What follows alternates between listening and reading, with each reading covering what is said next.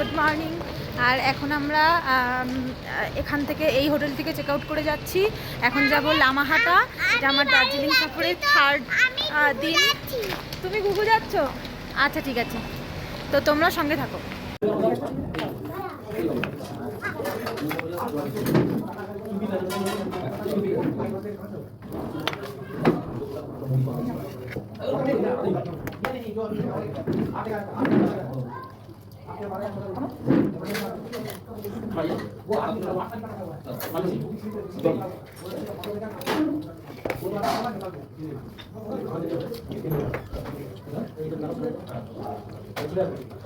খাওয়া দাওয়া করে এখন একটু বসলাম, তোমাদের কিছু জিনিস কিনেছি ওখান থেকে, সেগুলো দেখাবো বলে।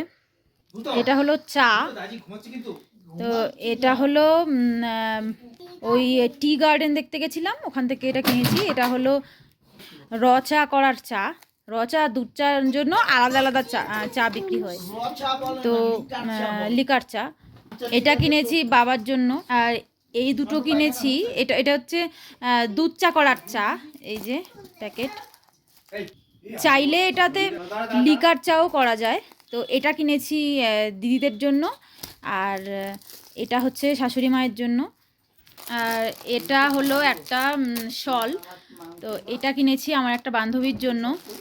এটা দেখো, এই কালারটা আমার খুব ভালো লেগেছে। আর জিনিসটা ভীষণ নরম, তাই জন্য আরও বেশি পছন্দ হয়েছে।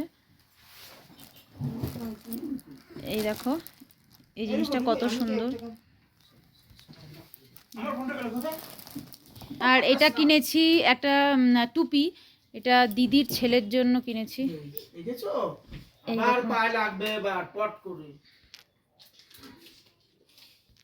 আর এটা হচ্ছে মানু দিদির জন্য, মা এটা মানু দিদির। এটা হচ্ছে এটা হচ্ছে চঞ্চু পঞ্চু, এই দেখো কেমন। আর এটা ভীষণ সফট, এই দেখো। আর কালার কম্বিনেশনটাও খুব পছন্দ হয়েছে, তাই জন্য এটা নিলাম। উঁচু করে ধর, এই দেখো। আর আমাদের নিচের ঘরের আসনে রাখার জন্য অনেকদিন ধরে ভাবছিলাম একটা গণেশ ঠাকুর কিনবো, তা এই গণেশ ঠাকুরটা আমার দেখেই খুব পছন্দ হয়েছে, একটু আলাদা ধরনের, তাই জন্যই বেশি পড়ে পছন্দ হয়েছে, তো এটা কিনলাম। এখনো পর্যন্ত যে কটা গাড়িতে আমরা উঠেছি এখানে, বেশিরভাগ গাড়িতেই দেখেছি এরকম গণেশ ঠাকুর রাখা আছে, তো আমরা ভাবলাম এখানকার হয়তো এটা কালচারাল ঠাকুর হতে পারে, তাই আমাদের এটা খুব পছন্দ হয়েছে, এই কারণে এটা কিনলাম। আর নিচের ঠাকুরের আসনের ওখানে ঝোলানোর জন্য এটা একটা ঘন্টার মতন, এটা বেশ মানে হালকা একটা সাউন্ড দেয়, এটা বেশ ভালো। দেখো, এটা ওখানে লাগাবো, যখন লাগাবো তোমাদের দেখাবো অবশ্যই। দেখো, এই যে নিচে এটা আছে না, এটা এরকম বাজে, তো গায়ে এই দেখো সুন্দর আঁকা আছে, বুদ্ধা আঁকা আছে, এই দেখো। এখানেও কিছু কারুকার্য করা আছে, এটা বেশ ভালো লেগেছে বলে এটাই কিনলাম। রাস্তায় নেমেছি একটু ব্রেকফাস্ট করবার জন্য। এই যে আমাদের খাবার,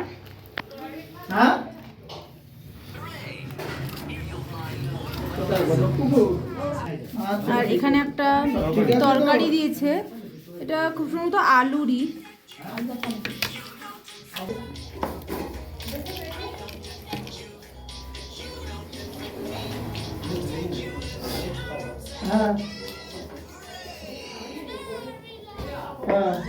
এখানে একটা তিবেতিয়ান ফুড, এই যে এটা চাউমিনের মতন দেখতে অনেকটা, আমাদের ওখানকার চ্যাপটা চ্যাপটা। তো এটা দেখলাম, এটা আমাকে এইটুকু 60 টাকা নিয়েছে, কিন্তু এটার যে কুকিং প্রসেসটা সেটা একটু আলাদা। তো আমরা যেরকম চাউমিনটা প্রথমে বয়েল করে নিই, তারপর সেটা ভেজে বা কিছু করে খাই, এটা হচ্ছে একটা স্যুপ বানাতে হয়, সেটা ননভেজ স্যুপ হোক, ভেজ স্যুপ হোক, যাই স্যুপ হোক, স্যুপটা রেডি করে স্যুপের মধ্যে এগুলো দিয়ে দিতে হয়, কোনো বয়েল টয়েল কিছু করতে হয় না। দিয়ে যায়, তো সেভাবেই খেতে হয়। তাই এটা বাড়িতে গিয়ে ট্রাই করে দেখবো। এটা আমিও জানি না কেমন খেতে হয়। ব্রেকফাস্ট সেরে নিয়ে আমরা আবার বেরিয়ে গেছি লামাহাটার উদ্দেশ্যে। এমনিতে দার্জিলিং থেকে লামাহাটায় বাই কার যেতে টাইম লাগে প্রায় 1 ঘন্টা মতন, কিন্তু যেহেতু আমরা লামাহাটা যাওয়ার আগে আরও 2টো ভিলেজ দেখব, তিনচুলে আর তাকদা, এই কারণে পুরোটা কমপ্লিট করে লামাহাটা যেতে যেতে আমাদের প্রায় সময় লেগে যাবে 2 থেকে 2.5 ঘন্টা।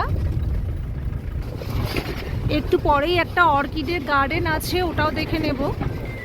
যাওয়ার পথের এই রাস্তাটা কিন্তু প্রচণ্ড অ্যাডভেঞ্চারাস, দুপাশে বন আর খাদ ছাড়া কিছুই নেই,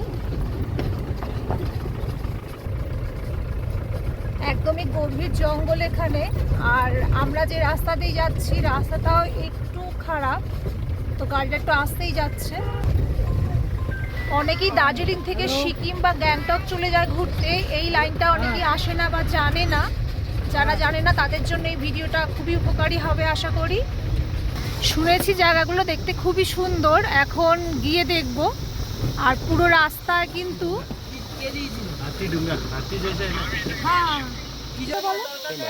हम तकदा फॉरेस्ट में पहुंच गए। আমরা তকদা ফরেস্টে পৌঁছে গেছি। এখানে একটা ছোট ঝর্ণার এখানে দাঁড়িয়েছি। জায়গাটা অসাধারণ দেখতে, পুরো জায়গাতে এত সুন্দর আওয়াজ হচ্ছে, সম্পূর্ণ একটা অ্যাডভেঞ্চারাস আমাদের জার্নি। চারিদিকে অনেক বন জঙ্গল, আর আওয়াজটা তো খুবই সুন্দর লাগছে। ওয়াটারফল বাবা, ওয়াটারফল, এই জল কিন্তু খাওয়া যায়। চারিদিকে গাড়ির আওয়াজ, পলিউশন, এই সমস্ত থেকে বেরিয়ে এসে যদি কিছু সময়ের জন্য বা কিছু দিনের জন্য এইসব জায়গায় আসা যায় তাহলে মনটা সম্পূর্ণ পরিবর্তন হয়ে যায়। আমরা কিন্তু খুবই এনজয় করছি।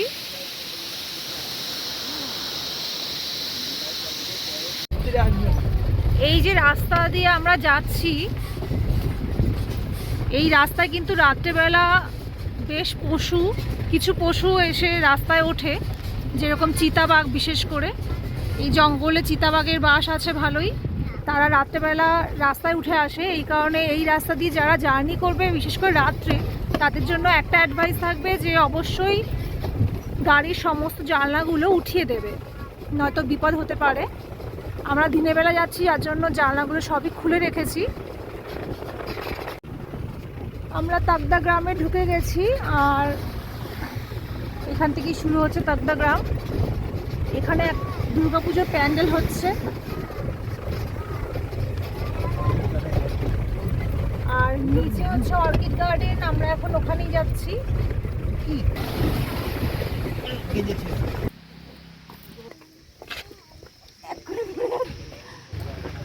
এই যে তাকদা অর্কিড সেন্টার, এখানে এখন ভেতরে ঢুকবো। 20 টাকা টিকিট, 20 টাকা করে নিল এখানে এন্ট্রি ফিস। তো টিকিট কেটে নিয়েছি, আমরা ভেতরে যাচ্ছি।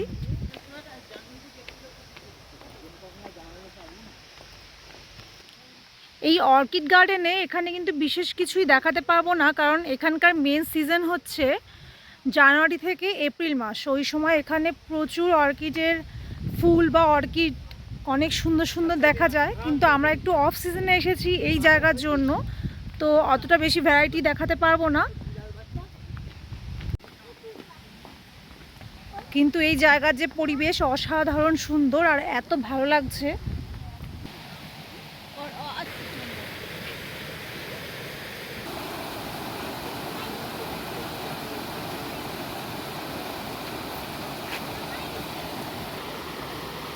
এখানকার এই মনোরম প্রাকৃতিক দৃশ্য দেখে আমরা তো খুবই উপভোগ করছি, খুবই ভালো লাগছে। আপনারা যদি এখানে আসতে চান অবশ্যই এখানে আসবেন। দার্জিলিং থেকে অনেকেই চিন্তা করেন কোথায় যাব, কোথায় ঘুরবো, কিন্তু বুঝতে পারে না যে তারা কোথায় যাবে। তাদের জন্য এই ভিডিওটা। আমি তাদেরকে রেকমেন্ড করব অবশ্যই এখানে ঘুরতে আসুন।